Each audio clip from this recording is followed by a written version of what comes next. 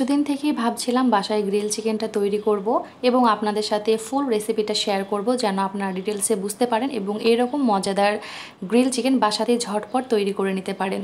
তো রেসিপিটা প্রথম থেকে শেষ পর্যন্ত দেখার চেষ্টা করবেন, আশা করি আপনাদের বুঝতে কোনো অসুবিধা হবে না। আসসালামু আলাইকুম, প্রিয়ার প্রতিদিন ব্লগে আপনাদের সবাইকে ওয়েলকাম। তো কথা না বাড়িয়ে চলুন ঝটপট আমরা রেসিপিতে চলে যাই। তো প্রথমে আমি এখানে নিয়ে নিয়েছি 2 কেজি মতো চিকেন, আর এখানে আপনারা পুরো চিকেনটা ব্যবহার করতে পারেন। আমি এখানে কেটে নিয়েছি চিকেনটা। তো চিকেনটাকে আমি ডিপ কাট করে নিয়েছি যেন মশলাগুলো ভালোভাবে চিকেনের মাঝে প্রবেশ করতে পারে। তো প্রথমে আমি দিয়ে নিয়েছি এখানে টক দই, তারপরে দিয়েছি আদা রসুন বাটা 1 চা চামচ, তারপরে দিয়েছি সরিষা বাটা 2 চা চামচ। আর গ্রিল চিকেনে সরিষা বাটাটা দিলে কিন্তু টেস্টটা অনেক বেশি ভালো আসে। তো পরিমাণ মতো লবণ দিয়ে নেওয়া হয়ে গেলে এখানে ধনিয়ার গুঁড়া, ঝালের জন্য মরিচের গুঁড়া, টালা জিরার গুঁড়া এবং বাসায় বানানো আমার গরম মশলার গুঁড়া। আর এখানে আমি কি মশলা ব্যবহার করছি সেটা অবশ্যই দেখলে বুঝতে পারবেন। আর এইভাবে বাসায় বানানোর চেষ্টা করবেন, একদম দোকানের মতো টেস্ট আসবে, টেস্টের কোনো হেরফের হবে না।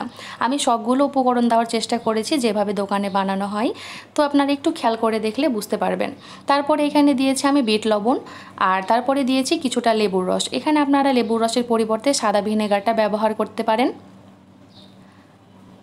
তারপরে এখানে কিছু সস অ্যাড করে দিব, যেমন আমি এখানে অ্যাড করেছি লাইট সয়া সস, আপনারা ডার্ক সয়া সসটা ব্যবহার করতে পারেন। পরিমাণ মতো টমেটো সসটা দিয়ে নিয়েছি, আর টমেটো সসটা দিলেও কিন্তু টেস্টটা অনেক বেশি ভালো আসে। আর এইটা কি দিলাম, এইটা হচ্ছে যে জেলি দিয়েছি আমি এখানে, এটা হচ্ছে যে অরেঞ্জ জেলি। আর অরেঞ্জ জেলিটা দিলে একদম দোকানের মতো ফ্লেভারটা আসবে, আপনারা একবার ট্রাই করে দেখবেন, একদম দোকানের মতো টেস্ট আসে। তারপরে দিয়েছি এখানে জলপাইয়ের আচার, আমার বাসাতে জলপাইয়ের আচার ছিল যেটা আমি বানিয়ে রেখেছিলাম, আর এই জলপাইয়ের আচারের রেসিপিটাও আমার চ্যানেলে আছে। তারপরে পরিমাণ মতো সরিষার তেল দিয়ে এবং কিছুটা চিনি দিয়ে ম্যারিনেট করে রেখে দিব আমি 2 ঘন্টা মতো।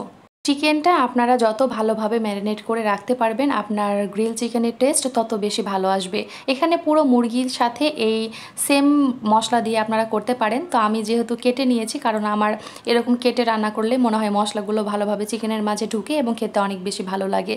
তো 2 ঘন্টায় ম্যারিনেট করে রাখার পরে আমি এখন চলে যাব নেক্সট স্টেপে, যেটা হচ্ছে যে ভেজে নেওয়ার পালা। এখন আমি এখানে একটা ছড়ানো প্যান নিয়েছি, যেখানে চিকেনগুলো দিয়ে আমি ভালোভাবে চিকেনটাকে ভেজে নিতে পারবো। তো এটা যেহেতু গ্রিল চিকেন করব, এখানে অতিরিক্ত তেল দেওয়ার কোনো প্রয়োজন নাই। অল্প একটু তেল দিয়ে আমি এখানে ম্যারিনেট করা চিকেন আমি এখানে দিয়ে নিব।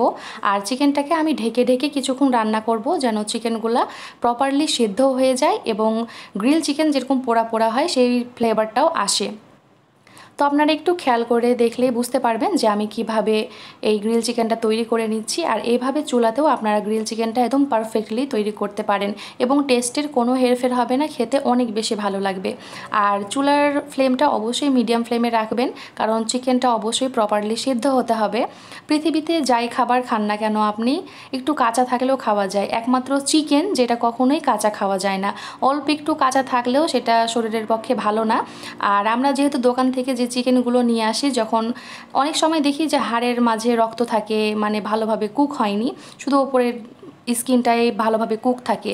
আর বাসায় তৈরি করলে আমরা এসব দিক খেয়াল রেখে এবং স্বাস্থ্য সচেতনভাবে আমরা রান্নাটা করতে পারি। আমি সব সময় বাসার খাবারকে বেশি প্রেফার করে থাকি, কারণ আমার ছোট বাচ্চা আছে, এজন্য আমি বাসাতে সকল খাবার বানানোর চেষ্টা করি, সাথে আপনাদের সাথে শেয়ার করারও চেষ্টা করি। তো কথা বলতে বলতে দেখছেন আমার চিকেনগুলো কত সুন্দরভাবে তৈরি হয়ে গেছে। আপনাদের বোঝানোর স্বার্থে আমি অনেকটা ভিডিওটা কাটিনি, যেন আপনারা সম্পূর্ণ বুঝতে পারেন যে চুলাতেও কত সুন্দরভাবে পারফেক্টলি গ্রিল চিকেন তৈরি করে নেওয়া যায়। তো দেখছেন কত সুন্দরভাবে চিকেনগুলো প্রপারলি আমার কুক হয়ে গেছে এবং সুন্দরভাবে তৈরি হয়ে গেছে। বাকি যে চিকেনগুলো ছিল সেগুলোও আমি পরের ধাপে ভেজে নিব। তো আমার প্রথম ব্যাচ চিকেনটা ভেজে নেওয়া হয়ে গেলে পরে যে চিকেনগুলো ছিল সেগুলোও আমি ভালোভাবে ভেজে নেব। আর একটু ঢাকনা দিয়ে দিয়ে রান্নাটা করতে হবে যেন চিকেনটা প্রপারলি কুক হয়। সাথে যে মশলাগুলো থাকবে সেগুলো আপনারা ওপর থেকে একটু দিয়ে নিতে পারেন, তাহলে পোড়া পোড়া ভাবটা সুন্দর আসবে এবং ফ্লেভারটা অনেক বেশি ভালো আসে। তো এইভাবে করে আমি বাকি চিকেনগুলো ভালোভাবে তৈরি করে নিব। আর এদিকে আমার চিকেন হতে থাক, আর এই সাইডে আমি ফুলকো এখানে তৈরি করে নিয়েছি নান রুটি। আর এটা কিন্তু আটার নান রুটি, যেটা খেতে অনেক বেশি ভালো লাগে। আর এই আটার নান রুটির রেসিপিটা চাইলে অবশ্যই আমাকে বলবেন, আমি আপনাদের রেসিপিটা শেয়ার করে দিব। তো দেখছেন কথা বলতে বলতে বাকি চিকেনগুলো আমার তৈরি হয়ে গেছে এবং খুব সুন্দরভাবে কালার এসেছে, একদম দোকানের মতো, তাই না?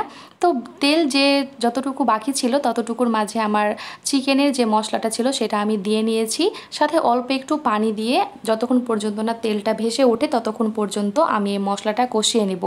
আর এই মশলাটাই হচ্ছে যে এই যে গ্রিল চিকেনের গ্রিল সস যেটা বলা হয়। আর এই মশলাটা ছাড়া কিন্তু গ্রিল চিকেন খেতে আমার ভালো লাগে না, এই জন্য আমি এই মশলাটা নষ্ট না করে এভাবে করে রান্না করে নিই, যেটার সাথে রুটি এবং গ্রিল চিকেন দুটোই খেতে অনেক বেশি ভালো লাগে। তো দেখছেন আমার এই গ্রিল চিকেনের এই মশলাটা তৈরি হয়ে গেছে। আর সাথে এখানে মেয়োনিজ দেখছেন, যেটা আমি বাসাতেই তৈরি করে নিয়েছিলাম। আর এই মেয়োনিজের সাথে আমি এখানে কিছুটা যেই মশলাটা তৈরি করে রেখেছিলাম সেটা আমি এখানে অ্যাড করে দিব। আর এইটাই হয়ে যাবে আমাদের গ্রিল সস, যেটা একটা সুন্দর ডিপ হিসেবে কাজ করে, যেটা আপনি তন্দুরি চিকেন বলেন, গ্রিল চিকেন বলেন, সব কিছুর সাথে এই সসটা কিন্তু অনেক বেশি ভালো লাগে আর খেতে অসম্ভব মজার লাগে। তো ফাইনালি আমাদের গ্রিল চিকেন একদম তৈরি, কালার এবং টেস্ট একদম পারফেক্ট, সাথে নান রুটিটাও এত সুন্দর হয়েছিল। আর আটা দিয়েও যে এরকম সুন্দর নান রুটি তৈরি করা যায় সেটা আপনাদের সাথে অবশ্যই আমি একদিন শেয়ার করে দিব। তো দেখছেন সব কিছুই রেডি, এখন শুধু খাওয়ার পালা। আর এদিকে আমার চিকেন পাগল আমার আয়ান তো একদম রেডি, তাড়াতাড়ি বলছে আম্মু আমাকে তাড়াতাড়ি দাও, আমি টেস্ট করে দেখি আগে। তো আমার আয়ান বলেছে অনেক বেশি ভালো, তার মানে সত্যি অনেক বেশি ভালো হয়েছে। আপনারা অবশ্যই বাসায় একবার ট্রাই করে দেখবেন, আপনাদের অনেক অনেক বেশি ভালো লাগবে। তো ভিডিওটি কেমন লাগলো অবশ্যই জানাবেন। সবাই ভালো থাকবেন, সুস্থ থাকবেন এবং প্রিয়ার প্রতিদিন ব্লগের সাথেই থাকবেন। আল্লাহ হাফেজ।